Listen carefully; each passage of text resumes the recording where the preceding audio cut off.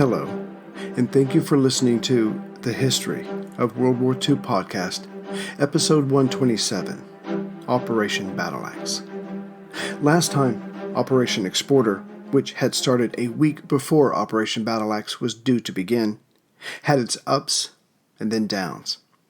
By the time Battle Axe commenced on June 15th, Exporter had captured some of Lebanon and Syria, halfway up the coast towards Beirut, had taken Kiswi, but then had run out of steam at Damascus. The advance along the coast had equally come to a halt. But now that battle was to commence in the western desert against Rommel, its successful conclusion was looked forward to, so men from there could be moved east and then north to restart Exporter. Rommel would be pushed back, Syria and Lebanon would fall, as had Iraq, and the British and their allies would be strong again in the Middle East. As for what came next, well, that would be determined by the man in Berlin. C.N.C. Wavell knew he was on his way out, but for now he had a job to do and would do it to the best of his ability. Yet for the first week of Operation Exporter, he found himself having to peel away tanks and men from Battle Axe to keep the advance to his north in motion. Of those sent, there were the 2 brigades of the 6th British Division.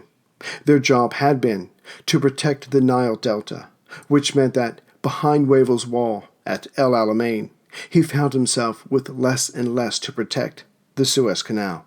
So, even more than before, Rommel could not be allowed through to Egypt. Directly in charge of Operation Battle Axe was General Noel Beresford Pierce, and Wavell explained to him how he saw the battle unfolding. First, the enemy forces closest to their line had to be pushed back, which meant that the Helfaya Pass had to be retaken. It was lost within a week of the British recapturing it during Operation Brevity. Then the areas in between them and Tobruk had to be secured. Sollum, Fort Campuzzo, and Bardia. This would take them to Tobruk, where it would be relieved, and finally Rommel and his mix of German-Italian soldiers could be defeated, or at least pushed back beyond the Derna-Mekili area, which would leave, once again, Cyrenaica theirs.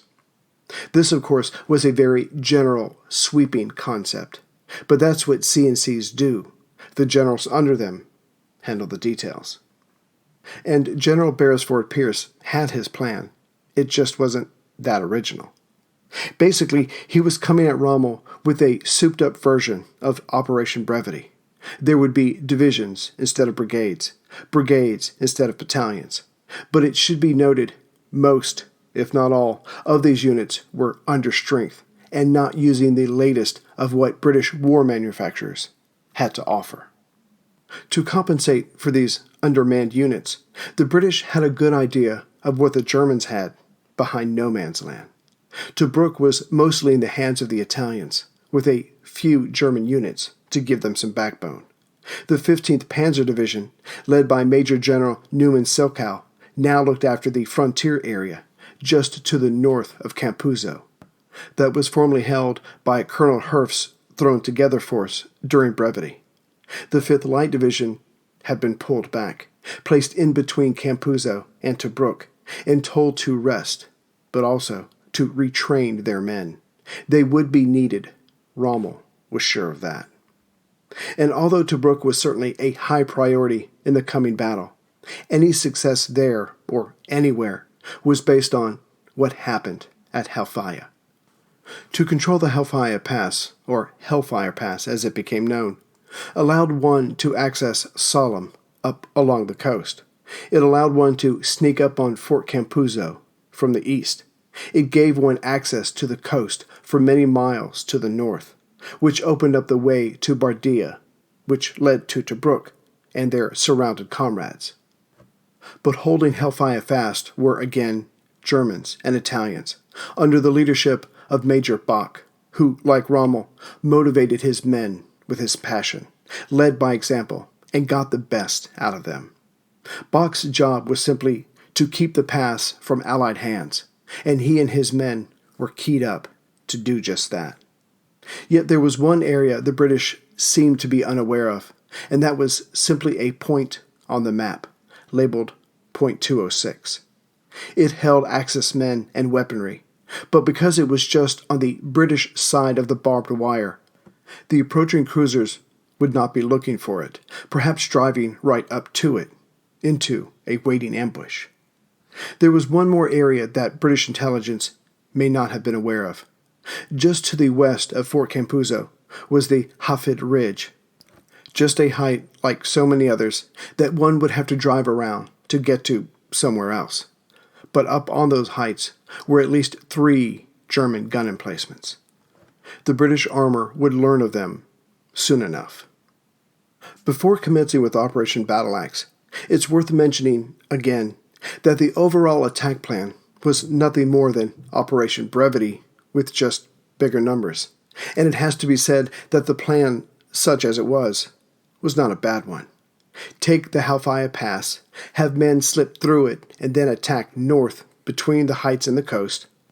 Meanwhile, have other forces drive north on the southern or left side of the heights towards Campuzzo, while the bulk of your armor heads north as well, protecting your left or desert side flank, thus taking all before you. But this is an attack plan that most of us would have come up with when shown a map of the area. Yet one can easily doubt that that's how Rommel or General Richard O'Connor, the mind behind Operation Compass, would have chosen to go. It's worth pointing out. Rommel knew the British were coming and how they would come, and during the days of Operation Battle Axe, as his officers fretted over their lost tanks, the Desert Fox just smiled and kept his calm. Turns out the British would be, once again, to a maddening degree, very lax in regards to security, while using their wireless sets. Rommel might as well have just been invited to their discussions, once battle was underway. So the premise was to repeat brevity with larger numbers, but really the numbers weren't all that larger. Major General Messervy, commanding the 4th Indian Division, with support from the 4th Armored Brigade, which had the heavy infantry or Matilda tanks, was responsible for taking Halfaya, then to move north, take Sollum, turn west, and take Campuzzo, and if all was still well, advance north to Bardia. But Messervy did not have all that should have been with the 4th Indian, or the 4th Armored Brigade, for that matter. Of the 4th Indian Division, Messervy had just 2 brigades, the 11th Indian and the 22nd Guards Brigade, which had been on duty since April. His 5th Indian Brigade was in Syria, fighting its heart out, and his 7th Indian Brigade was still holding territory in East Africa.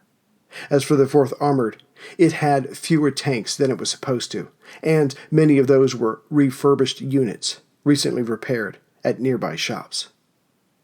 As for Michael Krieg's 7th Armored Division, its 7th Armored Brigade had just 2, not 3 regiments of tanks, and of those 2, one was comprised of repaired cruisers, the older models.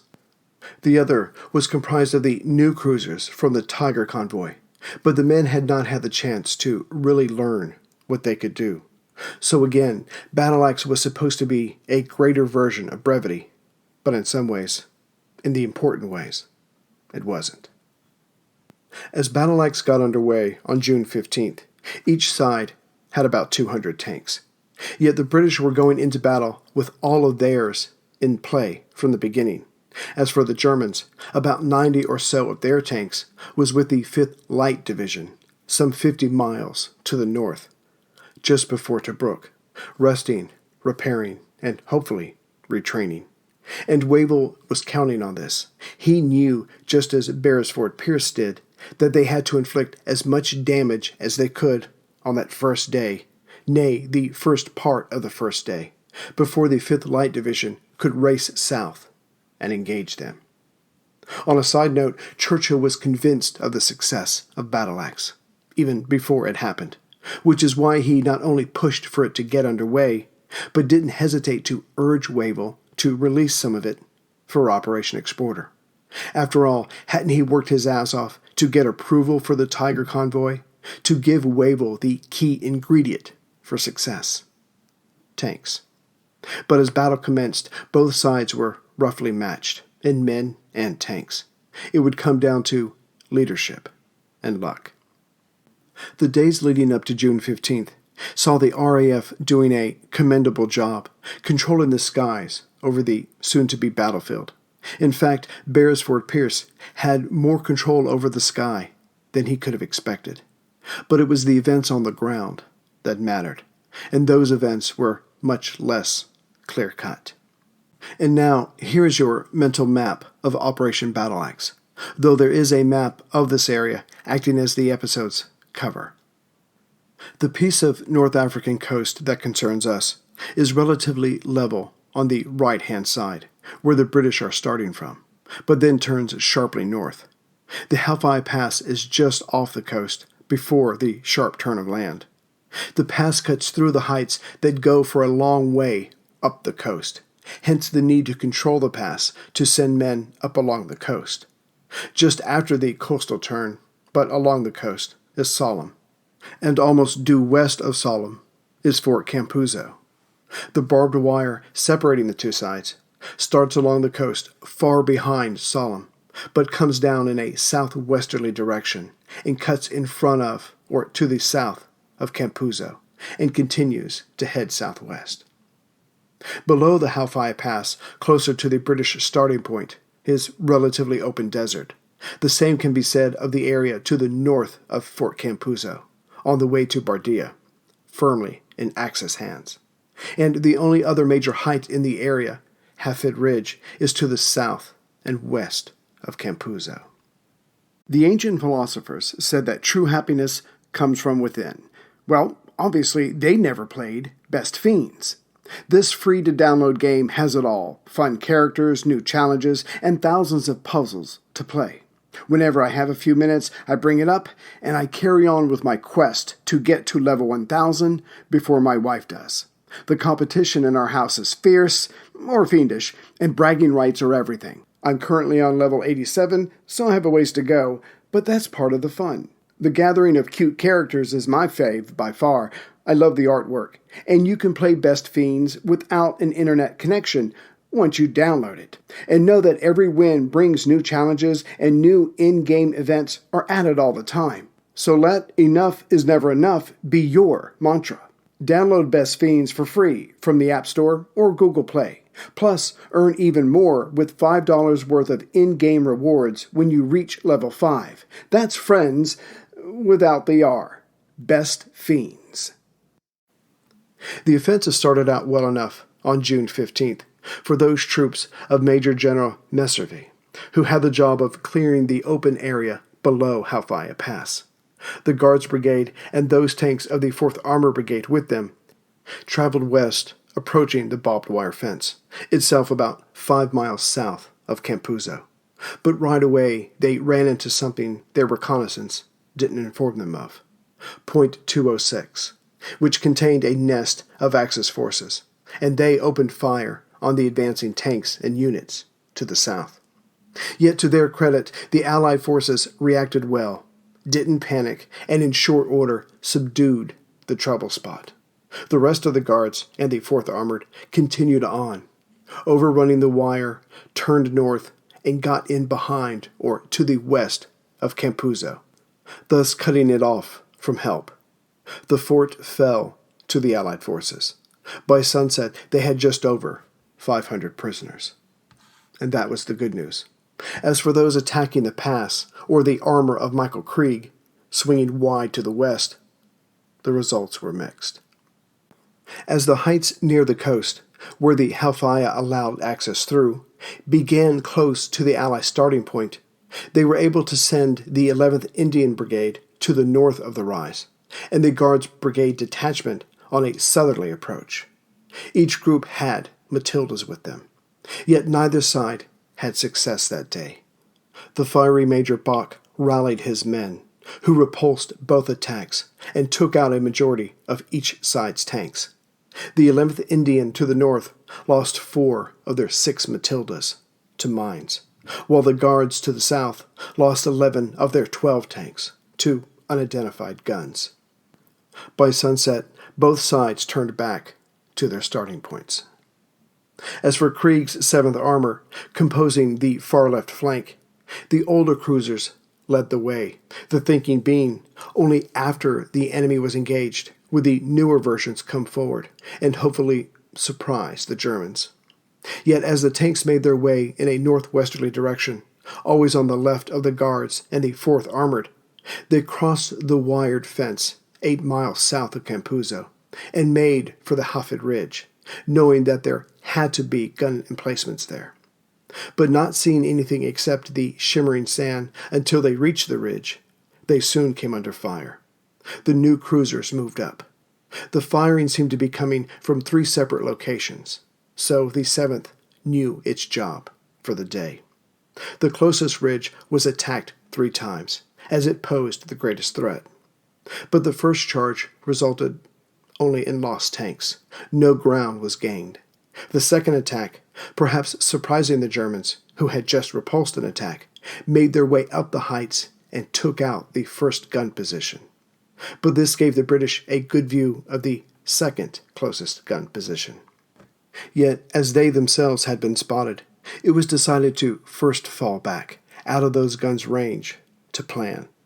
But 5 of the tanks did not get the message, due to a shortage of radios, and were either captured or destroyed, their crews never seen again. The third attack, which had started around 5:30 p.m., was to be carried out by 2 squadrons of the new cruisers, but they were operating under false intelligence, purposely put out by the Germans that they were abandoning the height. The 2 squadrons raced up before the enemy could get away, and ran right into a well-laid ambush. 11 tanks were lost, 6 were seriously damaged. The rest disengaged. But by then, the leading elements of von Ravenstein's 5th Light Division was approaching from the northwest. They and the 7th Armor Brigade exchanged shells from long range, then broke off after darkness. By sunset, the 7th was down to 37 workable tanks, yet managed to repair enough of them during the night to raise that number to 48 by morning. During the early part of the night, Beresford Pierce went over the day's events as they were reported to him, and overall he was not displeased. It would have been nice if Halfaya and Sollum were taken. It would have been nice if all 3 gun positions on the far Hafid Ridge had been taken. And it would have been nice if the 7th Armored had more than just 48 tanks to work with the next day. But it was what it was, and Beresford Pierce could live with that. So his plans were unaltered. To be sure, Messervy was told to take Halfaya Pass, and then Sollum, but he was also told to release the 4th Armor Brigade to Krieg, who needed the numbers to subdue Hafid Ridge. But Krieg's main job was to make sure the 5th Light Division didn't swing around Desert Side and get in behind them, and the 22nd Guards Brigade. They were holding Fort Capuzzo well enough and didn't need the headache. On the other side of the barbed wire, the German officers were worried about what the morrow would bring. Surely Halfaya would be hit again, as would the guns on Hafid Ridge. But Rommel wasn't worried. He knew what the British were going to do. Not that he was clairvoyant. He just had someone who spoke English monitor their wireless chatter. It was reported to him that the 7th Armored was to not allow German armor to swing wide of them and get him behind. He was told that another attack would be made on Halfaya, without armor this time. And having this knowledge, Rommel decided to have a spoiling attack plan put in place. The badly mauled 15th Panzer Division would charge south and retake Capuzzo, then turn east and approach and support Sollum and Halfaya from the north. Meanwhile, Ravenstein's tanks of the 5th Light would indeed come around Hafid Ridge from the west and try to get in behind the British. If they did, great. They were to head to the pass as well, approaching it from the south. If they did not, at least those British tanks opposing them could not support what would be happening at Capuzzo, Sollum, or Halfaya. With the morning of June 16th, the 11th Indian Brigade attacked at Halfaya again, but it was a no-go throughout the day. But at least Bach and his men were tied down there, and so could not help out at Sollum, to the north, which was taken by the 4th Armored Brigade, not a part of the plan, so Rommel was caught off guard. But of course that meant that the 4th Armored did not make its way to the Halford Ridge to help take out the guns or deflect the 5th Light Division. Meanwhile, the 22nd Guards managed to hold off the 15th Panzer Division's attack at Capuzzo, which stayed in British hands. As for Krieg's 7th Armored, they engaged the 5th Light Division, trying to sneak past, and ended up in a running battle 10 miles long, as both groups of tanks traveled southwest, just north of and parallel to the barbed wire. That night they had reached Sidi Omar, but the Germans did not get through. Of course, the 7th Armored was down to just 21 tanks by then. The rest were either in pieces or just enough pieces as to not be of any help the next day. As the night before, Beresford Pierce looked over the intelligence as it came into him and decided to stick with the basis of his plan. The 4th Armored Brigade would be sent to help Krieg, for surely the Germans would stick to their plan and try to get those tanks through. As for the 15th Panzer Division, if they tried to take Capuzzo again, they would be turned away again. But the Germans were thinking along different lines now. Rommel's officers were even more worried than they had been that morning, what with so few tanks. But again, Rommel was calm. He knew what the British were going to do and planned for it. But this time he had a specific objective placed before him. Major General Bach was running low on supplies.